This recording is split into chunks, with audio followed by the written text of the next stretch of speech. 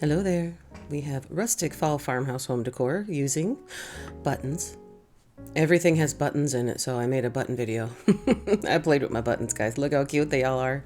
I'm Whitney with Crafty Thoughts and Whatnots. Let's jump into the craft room. So, what I'm starting here with is, these are 2 spools of this lace ribbon from Dollar Tree. Very common. Everyone has a lot of this. If you're a Dollar Tree person or a DIYer, you know. This is a very common ribbon they have all the time. Now, I had way too many spools. I have donated some because, yes, I bought so much.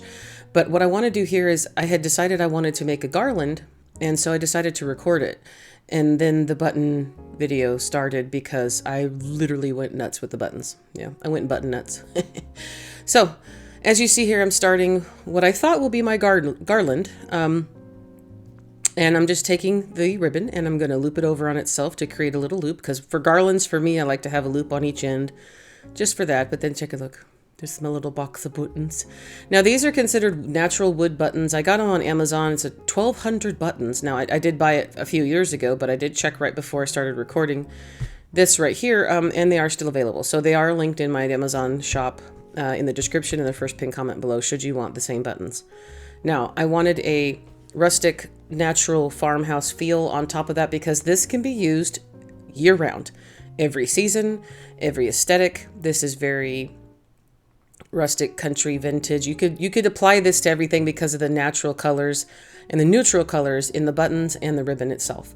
My plan was to, and is still, to put this in the wreath that I plan to make for my front door as the whole redecorating, for fall 2025. So, as you see here, I just grabbed 2 buttons and I put them on either side of the loop that I made. My first mistake, as I will go ahead and blatantly show you, I messed it up. This first little jaunt right here is I put the buttons too close together. Garlands need free movement, and I wasn't even thinking of that when I started doing this. I was trying to think of how can I do this quickly because I have 18 feet of ribbon that I want to put buttons on, because I wanted to use both spools and have a lot of button garland. And well, as you see, I just put a stripe of glue and I'm putting the buttons right up next to each other. And I'm still unaware of, the consequences of that. But I'm telling you and showing you first here. I went ahead and decided to change it and make something out of it that I knew would work. So, as here, I put a big line of glue, put all the buttons, put all the buttons in line, and then I'm just kind of going like, all right, this is looking so cute, because I love the randomness of the textures and the colors and everything else like that. I'm like, oh, look at this, it's so cute. And then I'm like, wait a minute, no, it's not, it's stiff, it's not moving. Like, okay, well, that can't be a garland, otherwise I'm going to have literally a 9-foot long straight line of buttons. So I was like, okay, well, that doesn't work.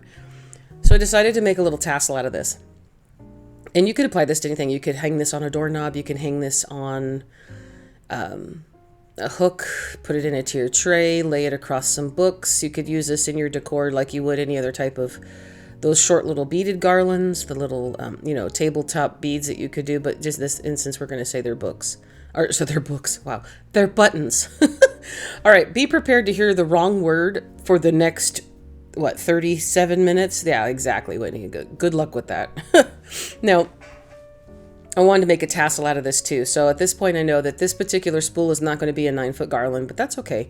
So what I did was, after I bundled up the extra little lace ribbon here, I'm kind of do the same thing I did on the other side, make a loop, and I'm going to loop our little bundled bit of lace through it. Now, this is going to be a tassel, but it's not going to be the normal way you'd make a tassel. So I don't even know if I can explain to you how I did it, because nothing was really making sense. It was me just trying to, put the fire out, put the craft fire out. Because let me tell you, the neurons were misfiring upstairs. It's like, well, geez, how am I going to do this? Like, Whitney, what are you? It's like I lost all ability to do things I've done before many times. Like, why would I make a tassel this way? But I sure did. So after I looped my lace ribbon through, I got some twine. I'm going to put the little the little jaunt at the top that says, hey, look, I'm a tassel. And then I'm going to glue some beads. Okay, so if it's not books, it's beads. It's going to be every word but buttons, apparently. It's a great start to the day because words aren't making sentences. So After I wrap the jute twine around it, I'm going to put a little button on either side just to kind of hide some of that craziness underneath there, but you are still seeing that. And then again, this is also a 360 view, so that's pretty much it. There's no more bows, there's nothing, but this is just a cute little, I mean, look how cute that is. It's, again, you can just lay it on the dang counter and be done with it, or put it part of any type of little vignette, lay it, like I did here, lay it across something. I love the way it turned out, and it was all by accident. So this is what happens when you mess things up. Look how cute. Now, back to the garland at hand, because that's what we originally had started for. So my first little DIY was one of those mistakes where you're like, well, did I mess this up? Now let's turn it into something. So I'm going back and starting the same little jaunt here, and this time I'm using the little holes in the lace itself there at the top as my guide. So I'm going to say, okay, well, every two little holes, I'll put a button. And I kind of stuck to that. I kind of didn't. And so the buttons, you know, see there, you have your movement. So I had to check to make sure. And as long as I stuck to that, we're good to go. Now, there are instances on both of these little garland things that I made here, where some of them are a little bit closer than others, but the garland has movement. It drapes very well. It looks great. So I won. And now, of course, I'm putting buttons on both sides, and I have my movement, and we are ready to just go full steam ahead. So dump out the buttons, stick your fingers in them, and have fun. Play with the buttons, listen to the noise and feeling them. Some of these are so weathered, and like they have some paints on them, like darker colored paints, and they look worn. Whatever they did to these buttons, they did a good job of making them look vintage, making them look old. I believe the description on Amazon says it's just wood buttons, natural wood buttons. And this is great. So I keep these in a separate box, obviously separate from my other plastic colored buttons, but this was just a don't worry about the color, size, or shape. Just grab them and start gluing them down. Now, I hadn't planned on recording it, but I figured it was just such a good thing. And I know there's so many of you that love buttons as much as I do. This is looking so awesome. And it has so many more uses. Like I wanted to put it in I wanted to make like 5 or 6 vignettes just to show you the versatility. I was going to grab all my Christmas stuff too, to show you that this would look great in a Christmas wreath or on a Christmas tree. It's a vintage feel. It's the lace I think was a good choice. And it's a good way to use up some Dollar Tree stash items that I might have way too many of. I mean, I really did. I don't know. I don't use this stuff very much, but I don't know why I think I have like 10 rolls of it. Why did I buy so much of this lace ribbon? I don't know. And I've donated some of it over the years. Now, this is a shorter one because we had to make that accident tassel. But look how it drapes. And I just grabbed a little glass jar off to the side. And obviously, this is not decorative. I don't know what I'm thinking, but the way it drapes, the way it moves, how it looks when it's sitting on itself, it's very pretty. It's good for vase filler if you like that look. I'm not sure what I was doing there, but I do plan and I want to put it in a wreath, so we'll see how it goes. And then nothing's permanent because obviously once I put it in there, I'll be taking it out eventually to, recycle it in other parts of my decor or, in future seasonal goodies. But this is a good staple item. It's very all of the above. Where you want to do rustic, primitive, farmhouse, country, vintage, distress. It applies to so many things. And this is right here where it got my button obsession going, because it's like, well, I could make like 4 or 5 other things with these buttons.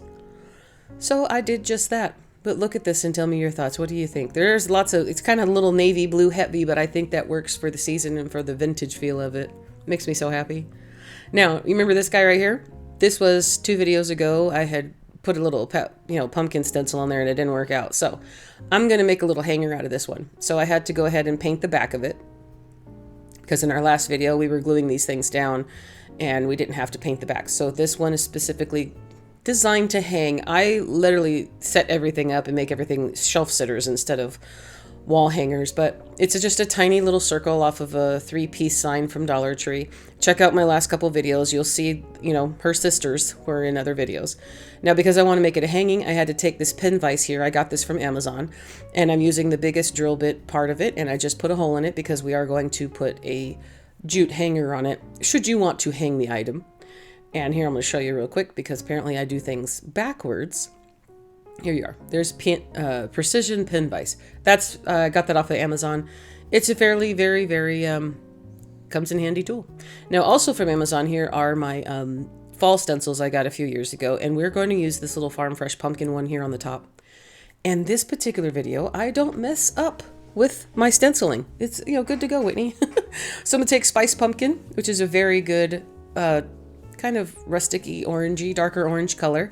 I love the fact that it's a fall video and the word pumpkin is in it because, I mean, look, what are the chances the word pumpkin were going to be in here regardless if it was a fall video or not? Probably pretty highly likely. But the fact that I'm doing a pumpkin stencil with spiced pumpkin paint, I don't know why it makes me happy. I'm weird, but I accept it. So I didn't tape it down. I'm just holding it in place, and I'm going at the stencil with a fairly dry brush. That's basically the safest, best method, in my opinion, to use, because at times if you start to go too heavy-handed with that paint, it's going to bleed. Also, in my experience, this has words on it, so I know whether or not I have the right side of the stencil facing down. You know, depending on which way your stencil faces, it can cause bleeding and other problems to come up if you have it facing the wrong way. Because we have words here, guaranteed, I have it facing the right way. Now, my plan was to just do the Farm Fresh pumpkins and then put like a little wooden pumpkin in the middle, but then I decided to just kind of go at the whole thing with the orange paint. And then halfway through here, my creative mind was like, well, I could use a different color paint on these cute little, like I'm going to say wheat stalks. I don't know what these little, you know, these little leafy things here on either side, because I could get even more creative. Now, I'm going to point out real quick, you can see here that those little leafy things there on either side, and also the letters at the top and the bottom, have a very small border between the edge of the stencil and your project. I should have taped it down. I did not. Don't be lazy like me. But I'm also going to show you, I do get some of this crinoline paint. That's also DIY paint. Cute little jaunt here. I get all of my DIY and IOD products from Lori at miltonsdaughter.com. There's a link and a code in my description. Take a peek there for all this good stuff. Now, crinoline is my newest paint color, and I love it. It's a pretty buttery, creamy color, and it has worked out so well. I painted all my pumpkins in my last video, so if you haven't seen that, take a peek at, like, these are old Walmart plastic pumpkin transformations. Looks great. And now look at this. I did like a little bit of an ombre thingy here. Not intentional, but it is what it is because I didn't clean the paint out of my brush. So again, not laziness. We'll say inconvenientness, if that's a word. Inconvenientness. Being inconvenienced worked out for the better. And I took a baby wipe, got the extra paint off the sides of the project, and then I'm showing you just how easy it is to get all that paint off of your stencils, and then you got a clean stencil. I do that with all my stencils as much as I possibly can. Every once in a while you're going to come across paint that will stain things. It's okay if you have the craziness of that I do, that everything needs to be clean and of, you know, brand new quality when you're done. You're going to have a hard time like I do. But yes, every once in a while something will stain. Just wanted to show you how easy it was just to clean up the stencil while you're still doing it, or while you're still basically packing things away. Now for the next step, I want to put the hanger in before I get too ahead of myself. So I just grabbed some jute. I did put a little bit of hot glue on the end so it's easier to thread through the hole, which also means put a lot of molten hot glue on the end of the jute and then test it with your finger until it doesn't hurt and or is ready to be smooshed on the end to turn jute into a nice piece of threaded, you know, so you're able to thread it through a smaller hole. That's my advice. I mean, that's what we're here for, right? Here's my advice. Let the glue sit for maybe a couple seconds, and then you'll know your own, you know, burnability, because basically I have no fingerprints left. So it's like, yeah, I feel it, but I don't, but I do. So if you know what I mean, that's what I was doing. Basically, I've done that a lot. You can do that also when you're making beaded garlands and things like that. So it might be easier to do tape, but this was such a small little thing I didn't need to get the tape out and try to run it around that little piece of jute. I just put a little bit of glue on the end and threaded it through. Now I am tying a knot, or not a knot, I'm putting a little pretty bow here at the top. And then I'm going to end up tying just a regular knot at the top. I forgot what do you call this type of knot? It's just I don't know, it's an effective knot. If I was to tie just like a regular shoelace knot, then I would have the tails kind of sticking left and right, and I don't really want it to go that. I wanted this to go more of a vertical piece. For me personally, if I'm going to use this in my own decor or in my own, you know, applications and stuff, I'm going to set it against something. I'm going to lean it up or prop it up. And you'll see in the videos I propped it up on a little candlestick for for taking pictures and stuff. But the hanger's going to hang behind it. So I've got the bow at the top, so that's cute. And here I'm just taking a little lighter, burning off the fuzzies. I don't like jute fuzzies. I never have. I never will. And for some reason, me and the jute fuzzies just kind of, We just don't get along, guys. And that's okay. It's not that we have to be best buddies. I mean, I don't know why I'm going down this road. I like to burn off the fuzzies. There are projects I do if I want that really weathered, rustic, dreary look, then it applies. But majority of the time you're going to see me use jute, you're going to just basically already add that in there and make sure, I'm going to burn the fuzzies off. And of course, I have a squirt bottle nearby. I have water nearby. Be safe. Be mindful. Watch for your fingers. Now, as you see here, I had some buttons off to the side. I had little groupings of buttons that I wanted to do something with. And honestly, I was like, oh, I'm going to put some in a picture frame. And I do that next. But this one, I was like, well, would it be too much to put this around the border of the little sign? And I'm like, well, you know what? I don't think so. So I did it. And then I ended up having to get a little more just to get the full circle covered with buttons. And I love how it turns out. It's very busy. And I love that about it. I love that it's very... I want to say almost messy to the eye. And then, of course, I started layering some of them here, too, because why not? What you can't be wrong. What are you going to do? Add more buttons. Can't have enough buttons. And again, I love buttons, so layering them was not a problem. And I didn't go a little bit crazy. I didn't go crazy, but I mean, in general, you might think that's too many buttons. I love the way it looks. I love the aesthetic. And of course, I just have to add one more little jute bow. Finger bow tutorial. I have linked in my comment and my description below. It's a quick little video, shows you how to run the finger bows, at least the main way that I make them. There are many different methods on how to make finger bows. Excuse me, guys. There are many different methods on how to do finger bows. I've watched almost all of them and just practiced and then found my own little happy medium here. Now, I decided to add one more bow at the top because I needed some other type of just layering. At least that's what my mind was thinking. That's my own way to justify just, what did you do this for? Because I wanted to. And she's cute. So I made a few little loopy, I think I put two loops each side. And then, of course, add another button right on top in the middle because it's so cute. She's so cute. Anytime, any excuse. I mean, I went button nuts, man. And I love all these little projects. And of course, they all have the same aesthetic because it's this natural woods. So other than this blatantly saying farm fresh pumpkins, I leave pumpkins out year round, but you don't have to, obviously. But there are some things here that don't have pumpkins in them, but they're just the right color. So they're part of my fall aesthetic at the moment, but you could use them year round. And now I'm putting a layer of dark wax. This is my favorite wax ever. I don't buy the black wax. I buy dark wax because it gives you the right...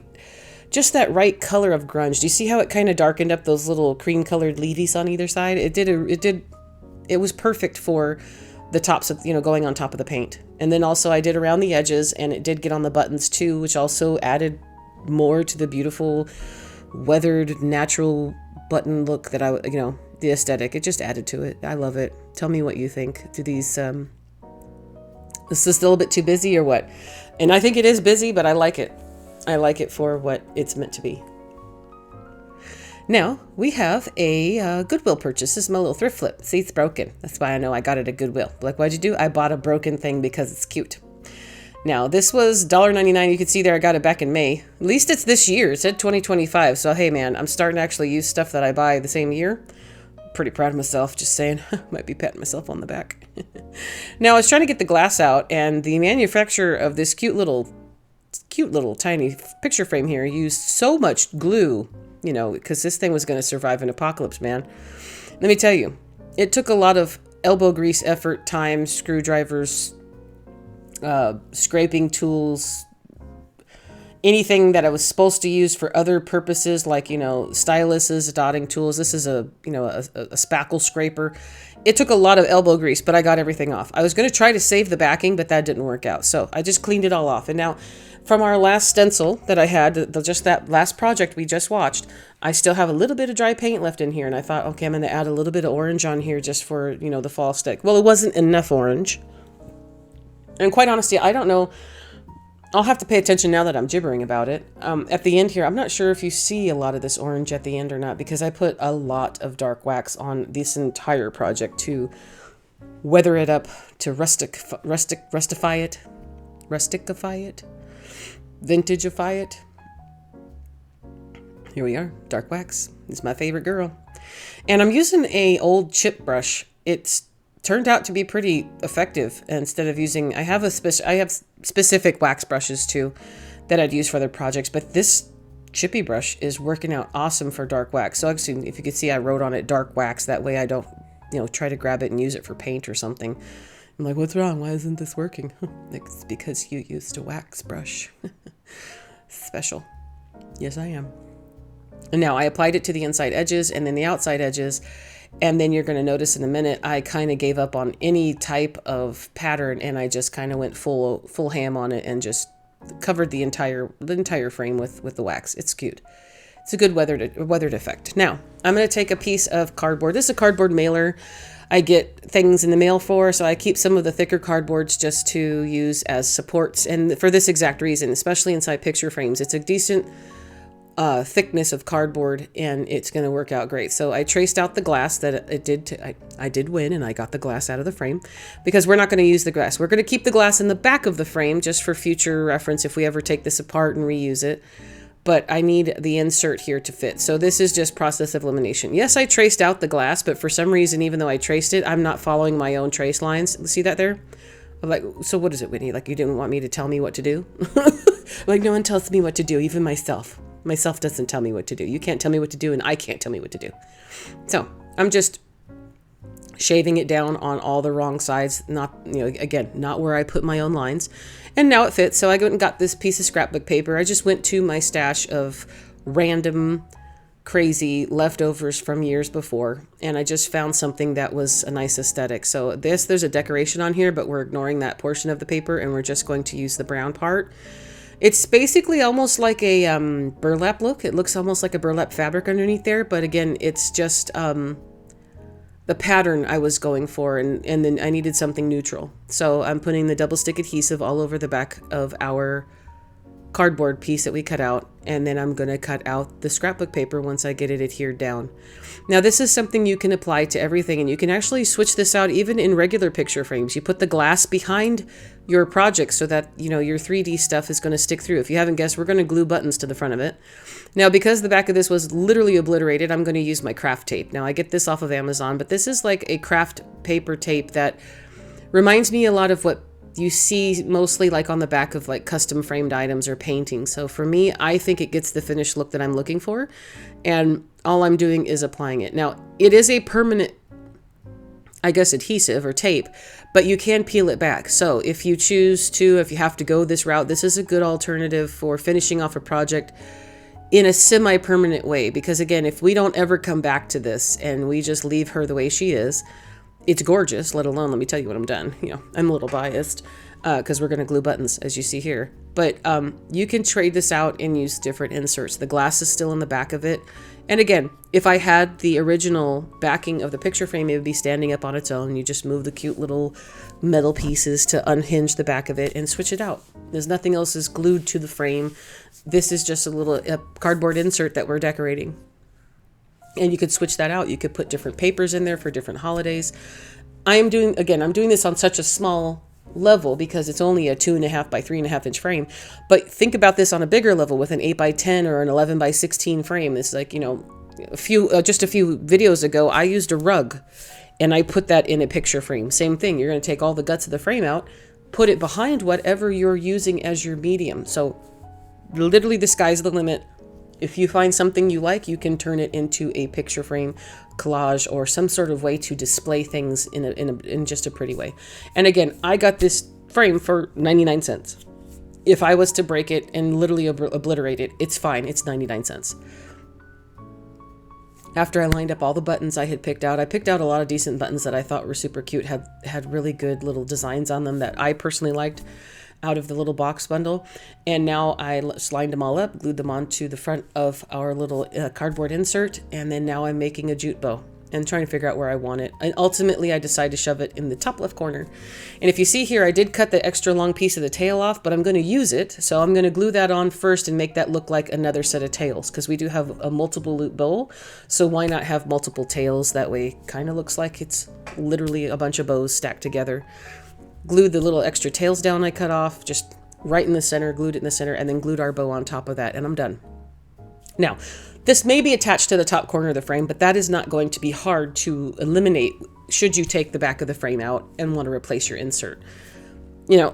err on the side of caution. If you're going to start wrapping things together and gluing things together, sure, if you ever want to reuse it, you may have a little bit of a struggle, but I don't plan on taking her apart. Look how cute these buttons are. I've got the oranges. One of those right there has a little turquoise blue design like on the border. These are all my little favorite buttons. I can't help it. I think it's really, really cute. And it's a display I would leave out year round because I can apply that to any season with my decor. And again, it's so tiny. It's one of those little things that you're not going to see it until you're just sitting there looking at all the little details. Now, our final DIY and button crazy, accident is I have a little house shape here. The Artful Minds, that came from Michael's. So this is just their little wood cutouts. They used to be $1, I believe. They're almost $1.50 or $2 now, but it is what it is. I'm going to still continue to buy these things. This little wood cutout from Michael's. I want to say it's still 99 cents. It's those little framed pieces, those little wooden box ones that went up in price, I think. In any event, I got a little tiny wood shape, and I'm going to put some of my favorite wood tint. This is Folk Art Home Decor wood tint in the color Walnut. I love this color. It's favorite. You can check it out in my Amazon store should you want some. Now, I only did the back and the sides because the front here we're going to cover with this beautiful decoupage paper that I got from Lori at miltonsdaughter.com. This is a beautiful fall paper. If you're going to see closer here, there's some leaves and acorns in there, and I'm telling you lately, guys, my jam has been grays mixed with natural wood and browns and blacks and all of the colors that you would think wouldn't ever go together. I am shoving them together and I'm loving every second of it. Taupes, browns, coffee brown, and then of course black. You add those hints of black, those pops of black. That's where I think my farmhouse aesthetic is coming in at. Now, after I lined it all up, our little wood piece on our piece of decoupage paper, our rice paper here, I'm going to grab my liquid patina. This is a DIY liquid patina. This right here, my favorite medium for decoupage. I do not have problems with liquid patina. Even when I'm using a very thin rice paper or tissue paper, I don't know what it is. Me and Mod Podge have we just, we need to go for some talks. I use Mod Podge as a sealer mostly. Like if I was to do like a cinnamon type thing. Oh my God, cinnamon would be so cute on this, like a whole cinnamon grungy thing. Oh my goodness. I just thought about that. I mean, it would definitely be wheelhousing it more into the primitive / rustic. Oh man, that would be so cute. I could do like a whole entire cinnamon thing on all of this and just go overboard with the cinnamon. I should try that.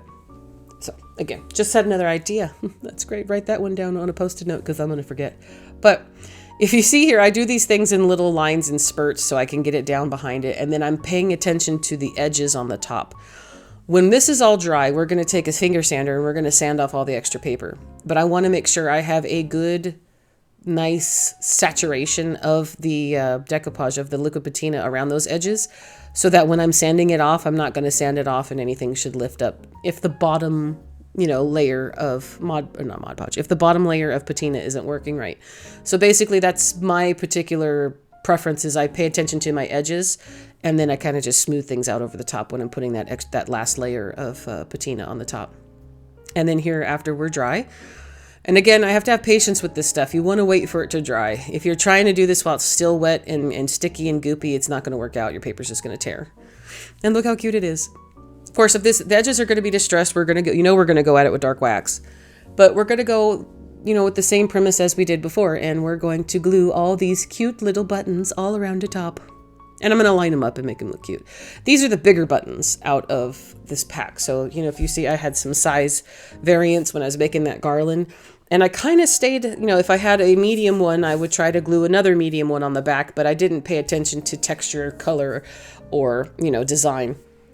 And so for this particular one on this house shape, I was able to put 9 buttons on, but these are all the bigger buttons of the set, or that came in our little, bundle. And then I decided to add a cute little decorative touch in the middle. I have these cute little thick wooden craft pumpkins I got at Hobby Lobby last year.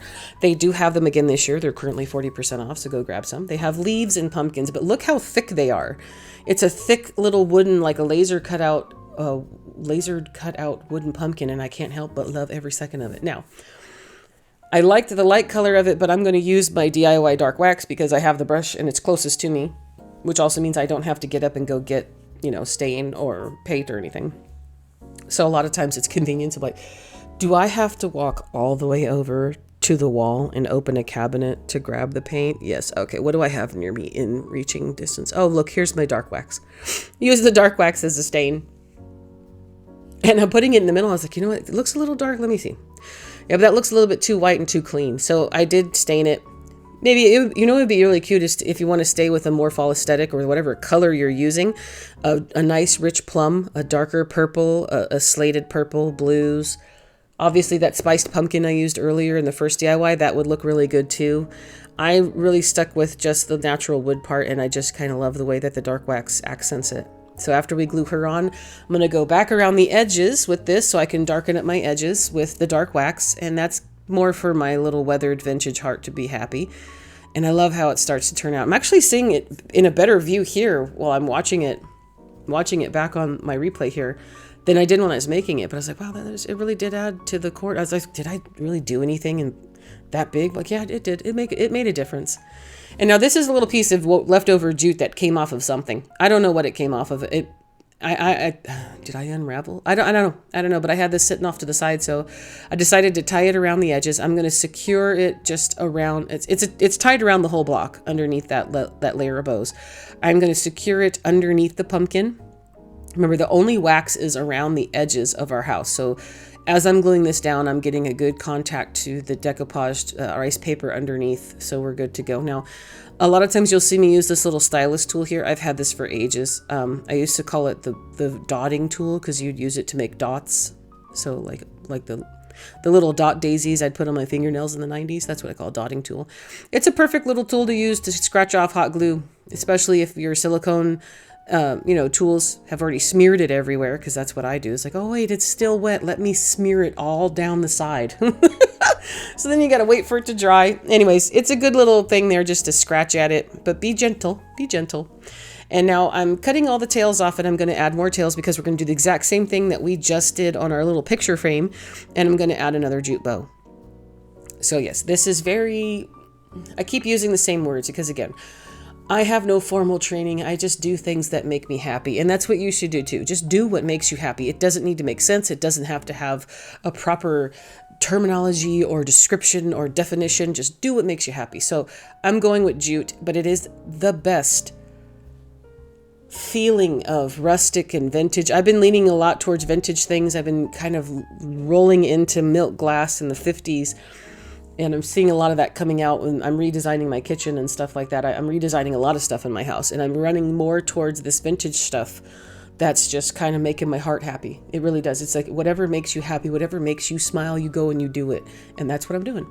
I like jute. So there's probably too many tails on that. I'm kind of looking at it as like a little crazy, a little helter-skelter. But I like it. Tell me what you think.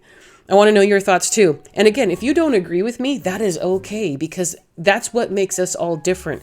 You walk into everybody's houses, it's going to be a different aesthetic, preference, style, feeling. Everything in your home should make you happy for your style and your preference.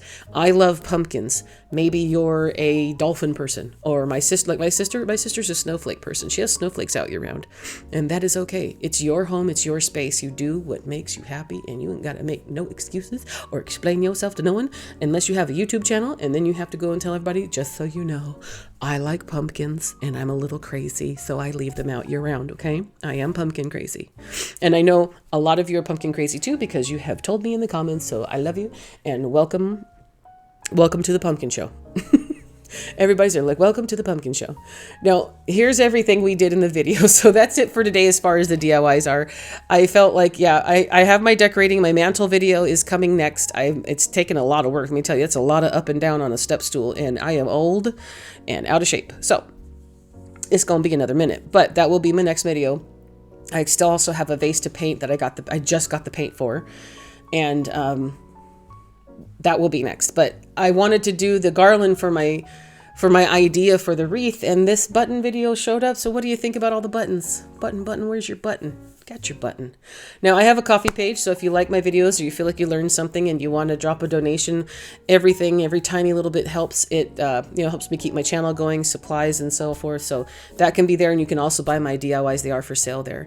And that's about it. Of course, it's always appreciated but never required. If anything, just drop a thank you or a hi or a comment below. That helps out my channel with comments and visibility. And that's really about it. You just being here is all the reward I really need. But on top of that, every little bit counts. So thank you so much for always being here with me. For those of you that have been with me from the beginning and the new ones that are joining now, everyone is welcome. I love you all. And with all that being said, I love you more than I can possibly say in words. Many hugs, happy crafting, and I'll see you in the next video. Bye-bye for now.